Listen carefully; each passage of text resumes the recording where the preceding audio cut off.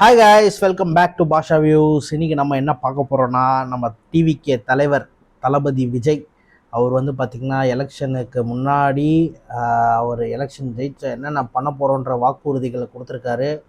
So இன்னைக்கு காலையில் பேசியிருக்காரு போல். நான் இப்போ தான் வீடியோ எனக்கு வந்திருக்குன்ற மாதிரி எனக்கு நியூஸ் கிடச்சிது. நான் இது வரைக்கும் பார்க்கல, இப்போ தான் பார்க்க போகிறேன். ஸோ அது ஒரு 38 மினிட்ஸ்க்கான வீடியோ, ஃபுல் வீடியோ. ஆனால் நம்ம ஃபுல் வீடியோ ரெக்கார்ட் பண்ண போகிறதில்ல.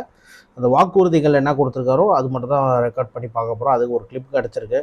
ஸோ அது என்ன சொல்லியிருக்காரு அப்படின்றத பார்த்துட்டு நம்ம அது எப்படி இருக்குது அப்படின்றத ரியாக்ட் பண்ணுவோம். Okay, ready, 1 2 3 play. இந்த கவர்மெண்ட் பரந்தூர் விவகாரத்தில் எங்களுக்கோ இல்லை விவசாயிகளுக்கோ எந்த விதமான காரணங்கள் சொல்லி எஸ்கேப் ஆகவே முடியாது. இப்படி மக்களுக்காக மக்களோட பிரச்சனைகளை எடுத்து பேசுறதுனால ஆட்சியில் இருக்கிறவங்களுக்கு நம்ம மேல ஒரு ஆத்திரம் வரத்தானே செய்யும். அதனாலதான் நீங்க பாத்தீங்கன்னா சட்டசபையில் ஆரம்பிச்சு ஒரு சாதாரண நிகழ்ச்சி வரைக்கும் எல்லா மேடையிலையும் மேடைக்கு மேடை டிவிக்கே தான். ஆமா, எல்லாம் டிவிக்கே தான் பேசிட்டு இருக்காங்க. அவதூறு அவதூறு டிவிக்கு, டிவிக்கே அவதூறு அவதூறு டிவிக்கு. இதுக்கெல்லாம் கண்டிப்பா நாங்க பதில் சொல்லுவோம், சொல்லாமலாம் இருக்க மாட்டோம். இப்ப கூட கரூரை பத்தி பேசுவேன்னு எதிர்பார்த்திருப்பாங்க, அதை நான் கொஞ்சம் அப்புறமா பேசுறேன். பட் இப்போ நம்மளுடைய விஷன் என்னன்னு சொல்லணும்னு நான் கொஞ்சம் ஆசைப்படுறேன். இதுதான் நம்ம ரெக்கார்ட் பண்றோம், என்ன சொல்லியிருக்காருன்றது பார்ப்போம். நம்ம ஆட்சிக்கு வந்தா அது என்ன வந்தா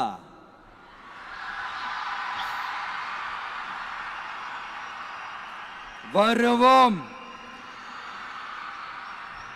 மக்கள் கண்டிப்பா நம்மள வர வைப்பாங்க. மக்களுக்கான ஆட்சிய மக்களே விரும்பி வர வைக்கத்தானே செய்வாங்க. அப்படி மக்களால் அமைக்கப்பட போற நம்ம ஆட்சியில நம்ம என்ன செய்ய போறோம்ன்றது அதுக்கான அந்த தேர்தல் அறிக்கையில அதுக்கான விளக்கத்தை டெஃபினட்டா கொடுப்போம். பட் அதுக்கு முன்னாடி ஒரு சின்னதா லைட்டா நான் கொஞ்சம் அதை சொல்லணும்னு ஆசைப்படுறேன். இன்னும் நிறைய இருக்கு போல. அப்போ தேர்தல் அறிக்கை அந்த எல்லாருக்கும் நிரந்தரமான வீடு இருக்கணும். எல்லாருக்கும் நிரந்தரமான வீடு. ஒவ்வொரு வீட்டுக்கும் ஒரு மோட்டார் சைக்கிள் வாகனம் உறுதியா இருக்கணும். 2 வீலர் கன்ஃபார்மா இருக்கணுமா? காரும் தான் லட்சியம். அதுக்கான வசதி வாய்ப்பை உருவாக்குற அளவுக்கு பொருளாதார வளர்ச்சிக்கு வழியை உண்டாக்கணும். ஒவ்வொரு வீட்டில் இருக்கிற ஒவ்வொருத்தரும் மினிமம் டிகிரி படிச்சிருக்கணும். Minimum degree for everyone. ஒவ்வொரு வீட்லயும் குறைந்தபட்சம் ஒருத்தருக்கு நிரந்தர வருமானம் கிடைக்கணும். Permanent income. அதுக்கான வேலை வாய்ப்பை உருவாக்கணும். அதுக்கு தகுந்த மாதிரி கல்வியில பாடத்திட்டத்தில் சீர்திருத்தம் செய்யணும். கவர்மெண்ட் ஹாஸ்பிட்டல்ஸுக்கு மக்கள் எல்லாரும் பயம் இல்லாம நம்பி போற மாதிரி மாத்தணும். பருவமழை காலத்துல ஏற்படுற வெள்ளத்தால ஊரும் சரி மக்களும் சரி விவசாயமும் சரி பாதிக்கப்படாம இருக்கணும். கரெக்ட். 4000 கோடி திட்டம்னு ஒரு உருட்டுனாங்களே, அந்த மாதிரி எல்லாம் எதுவும் இல்லாம உண்மையான ஒரு பாதுகாப்பு திட்டத்தை உருவாக்கணும். மீனவர்களோட, தொழிலாளர்களோட, நெசவாளர்களோட, அரசு ஊழியர்கள் மற்றும் ஆசிரியர்களோட கருத்து கேட்டு அவங்களுக்கான பாதுகாப்பு மற்றும் வளர்ச்சி திட்டங்களை உருவாக்கணும். உருவாக்குறது மட்டும் இல்ல, அதை செயல்படுத்தணும். முக்கியமா இண்டஸ்ட்ரியல் டெவலப்மெண்ட்ஸ்ல கான்சென்ட்ரேட் பண்ணணும். ஓகே, எல்லாத்தையும் விட ரொம்ப ரொம்ப முக்கியம், சட்டம் ஒழுங்க ரொம்ப ஸ்ட்ரிக்டா வச்சிருக்கணும். கரெக்ட். நம்மளுடைய அம்மா, அக்கா, தங்கச்சிகள், அவங்களுடைய பிள்ளைகள், குழந்தைகள் எல்லாருக்கும் பாதுகாப்பை, அதுவும் உண்மையான ஸ்ட்ராங்கான பவர்ஃபுல்லான பாதுகாப்பை உண்டாக்கணும். அண்ணா யூனிவர்சிட்டியில நடந்த அந்த பெண்ணுக்கு நடந்த அந்த பிரச்சனை மாதிரியோ, இல்ல கோவையில நடந்த அந்த கல்லூரி பெண்ணுக்கு நடந்த பிரச்சனை மாதிரியோ அதெல்லாம் நடக்க விடவே கூடாது. நம்ம வீட்டு பெண்கள் ஸ்ட்ராங்கா, பயமே இல்லாம தைரியமா இருக்கணும்.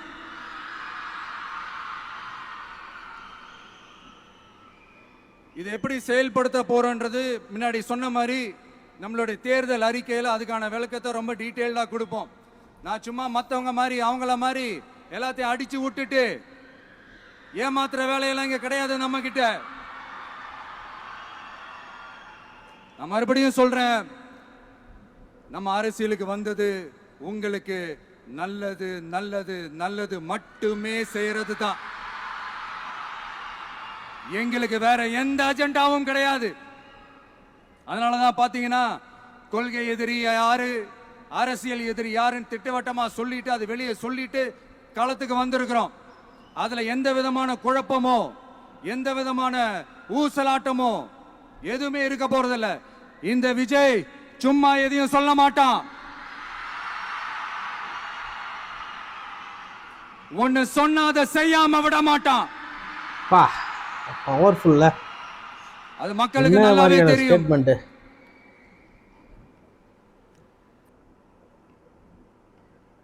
பா உண்மையாகவே பார்த்தீங்கன்னா அவர் சொல்கிற அந்த கொள்கை கிடையாது, வாக்குறுதிகள் உண்மையாகவே ரொம்ப இது நடந்தால் ரொம்ப நல்லாயிருக்கும். ஆக்சுவலாக அப்படி தான் இருக்குது. இதில் சில விஷயங்கள் என்னன்னு பார்த்தீங்கன்னா இது எப்படி பாசிபிள் ஆகுன்றது எனக்கு தெரியல. பட்டு அவர் சொன்ன விஷயங்கள் அவர் செயல்படுத்தினா, அவர் அந்த எலெக்ஷன் முன்னாடி அவர் விளக்கமாக தரேன்னு சொல்லியிருக்காரு. ஸோ அது பேஸ் பண்ணி எப்படி இருக்க போகுதுன்னு தெரில. ஆனால் இந்த எல்லாருக்கும் வீடு அப்படின்ற மாதிரி ஒரு அந்த ப்ராமிஸ் அவர் கொடுத்துருக்காரு. அது எந்த அளவுக்கு பாசிபிலிட்டி இருக்குன்றது தெரியல. ஸோ எல்லாருக்கும் வீடு கிடைக்கிறதுன்றது, சொந்த வீடு கிடைக்கிறதுன்றது ரொம்ப கஷ்டம்தான். அதுக்கான என்ன ஐடியா யோசிச்சிருக்காரு, எப்படி இம்ப்ளிமெண்ட் பண்ண போகிறாருன்றது தான் அது ஒரு டவுட்டாக இருக்குது. அது மேபி ஃப்யூச்சர் பிளானாக இருக்கலாம், லாங் டைம் கோல் அப்படின்ற மாதிரி இருக்கலாம். ஸோ அந்த ஒரு பாயிண்ட் வந்து பார்த்திங்கன்னா கொஞ்சம் ஓகே, கொஞ்சம் வந்து இதெல்லோரும் சொல்லுவாங்க அப்படின்ற மாதிரி இருக்குது. செகண்ட் வந்து பார்த்திங்கன்னா எல்லார் வீட்லேயும் டிகிரி அப்படின்ற மாதிரி சொல்கிறாரு. So that is possible. இது படிக்க வைக்கலாம் அப்படின்ற மாதிரி கவர்மெண்ட்டில் ஸ்கூலும் சரி காலேஜஸும் சரி கொஞ்சம் நல்லா டெவலப் பண்ணி எல்லோரும் கம்பல்சரியாக படிக்கணும் அப்படின்ற மாதிரி ஏதாவது ஒரு ஸ்கீம் கொண்டு வந்தாங்கன்னா அது கண்டிப்பாக அது பாசிபிலிட்டிஸ் இருக்குது. ஸோ அது ஓகே. ஸோ வீடு முடிச்சாச்சு, டிகிரி படிக்க வைக்கணும் எல்லோரும் அப்படின்னு சொல்லியாச்சு. பர்மனண்ட் இன்கம்ன்றார் பார்த்தீங்களா? ஸோ அது வந்து பார்த்திங்கன்னா எந்த அளவுக்கு இம்ப்ளிமெண்ட் பண்ண போகிறாங்கன்றது தெரியல. ஏன்னா ஏற்கனவே நிறைய பேர் பார்த்திங்கன்னா ஜாப்லெஸ்ஸாக இருக்காங்க. டிகிரி படிக்கணும்னு சொல்கிறாரு, ஆனால் டிகிரி படித்தவங்களே நிறைய பேர் இப்போ ஜாப்லெஸ்ஸாக இருக்காங்க. அது எந்த அளவுக்கு அவர் வந்து அதை இம்ப்ளிமெண்ட் பண்ண போகிறாங்க அப்படின்றது அது ஒரு டவுட்டாக இருக்குது. ஆக்சுவலாக பண்ண முடியும், ஆனால் அது எந்த அளவுக்கு இவர் வந்து எப்படி கொண்டு போகிறாரு, எப்படி எவ்வளோ கான்ஃபிடெண்ட்டாக சொல்கிறாருன்றது எனக்கு தெரியல. ஸோ இது ஒரு பர்மனெண்ட் இன்கம் வரணுன்றது அது ஓகே, கரெக்டு. அது அவர் நினைக்கிறாரு, அது வந்தால் நல்லா தான் இருக்கும் எல்லாருக்கும். அது எப்படி அந்த ஐடியாவை எப்படி எடுத்துக்கிறதுன்னு தெரியல ஆக்சுவலாக. ஸோ அது ஒன்று உங்களுக்கு ஏதாவது தெரிஞ்சால் கமெண்ட் பண்ணுங்கள். நான் அப்படியே எனக்கு தோன்றது அப்படி சொல்கிறேன் நான். அண்டு நெக்ஸ்ட்டு வந்து பார்த்திங்கன்னா இந்த இண்டஸ்ட்ரியல் டெவலப்மெண்ட் கண்டிப்பாக நம்ம தமிழ்நாட்டில் கண்டிப்பாக பண்ண முடியும். ஸோ உண்மையாகவே இண்டஸ்ட்ரியல் வைஸ் நம்ம நல்லா க்ரோ பண்ணலாம். அதுக்கான கெப்பாசிட்டி எல்லாமே இருக்குது தமிழ்நாட்டில். So that is possible. So எனக்கு இதெல்லாம் தான் கொஞ்சம் வந்து ஸோ அதுக்கப்புறம் இன்னொரு பாயிண்ட் சொன்னார், கவர்மெண்ட் ஹாஸ்பிட்டல்ஸில் வந்து பார்த்திங்கன்னா இன்னும் நல்லா இன்ஃப்ராஸ்ட்ரக்சரை டெவலப் பண்ணுறதுன்றது. ஸோ அது கூட பாசிபிளாக தான் இருக்குது, பண்ணலாம், நினச்சா பண்ணலாம் அப்படின்ற மாதிரி இருக்குது. ஸோ இதுதான் சேஃப்டியாக எல்லோரும் போகணும், கேர்ள்ஸ்லாம் சேஃப்டியாக போகலாம் அப்படின்ற மாதிரிலாம் சொல்லியிருந்தாரு. அதெல்லாம் பண்ண முடியும். அப்புறம் வந்து நிறைய ரூல்ஸை வந்து ஸ்ட்ரிக்டாக்குவேன்ற மாதிரி சொல்லியிருந்தாரு. இதெல்லாம் கண்டிப்பாக பண்ணியே ஆகணும். ரூல்ஸை ஸ்ட்ரிக்டாக்கணும், நிறைய ரூல்ஸை இது பண்ணணும். நம்ம இது ரெயின் இது பண்ணாங்களே ஃப்ளட்டு வர்றதுக்காக இப்போது சென்னையிலலாம் பார்த்திங்கன்னா இந்த பள்ளம் தோண்டி அந்த ட்ரைனேஜ் சிஸ்டம்லாம் பண்ணிகிட்ருக்காங்க, 4000 crore ப்ராஜெக்ட்டு. உண்மையாக பார்த்திங்கன்னா சென்னையில் எல்லாரோட மோசமாக இருக்குது, படு மோசமாக இருக்குது. மழை பெஞ்சாலும் சரி மழை பெய்யலனாலும் சரி மோசமாக, மழை பெஞ்சால் இன்னும் மோசமாகிடுது. கண்டிப்பாக சென்னைன்ட்டு இல்லை, நம்ம தமிழ்நாட்டில் எங்கே இருந்தாலும் ரோட்ஸ் வந்து பார்த்திங்கன்னா தட் இஸ் பேசிக். அது வந்து கண்டிப்பாக வந்து அட்ரஸ் பண்ணி ஆகணும். ரொம்ப தூரம் ஆஃபீஸ் போகிறவங்க, காலையில் ஆஃபீஸ் போகிறவங்களே ஏற்கனவே கடுப்பாக இருப்பாங்க.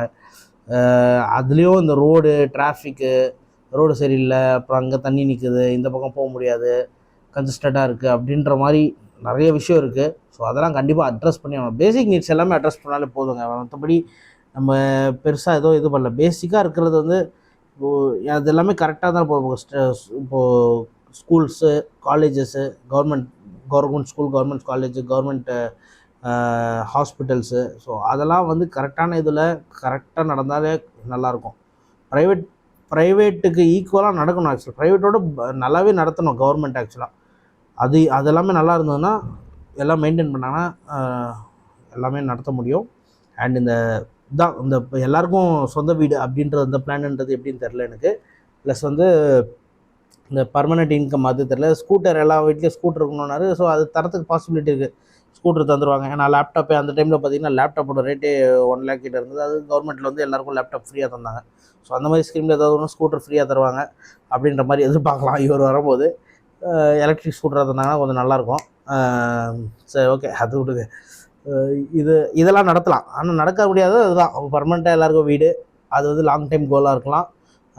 ப்ளஸ் வந்து எல்லாருக்கும் வேலை அப்படின்றது, எல்லாருக்கும் permanent income and own house, இது ரெண்டு வந்து எனக்கு கொஞ்சம் ஒரு மாதிரி இருக்குது. நீங்கள் என்ன நினைக்கிறீங்கன்றதை அதை கீழே கமெண்ட் பண்ணுங்கள். ஸோ இதெல்லாம் நடந்தால் உண்மையாகவே நல்லாயிருக்கும். அது நீங்கள் என்ன ஃபீல் பண்ணுறீங்கன்றதை அது உங்கள் கமெண்ட்ஸில் சொல்லி எப்படி இருக்குன்ற பண்ணி சேனல் லைக் போட்டு சேனலுக்கு சப்ஸ்கிரைப் பண்ணிட்டு வீடியோ பிடிச்சா ஒரு லைக் போட்டு உங்கள் ஃப்ரெண்ட்ஸுக்கு 4 பேருக்கு ஷேர் பண்ணுங்கள். ஓகே, பாய். அடுத்த வீடியோவில் பார்ப்போம்.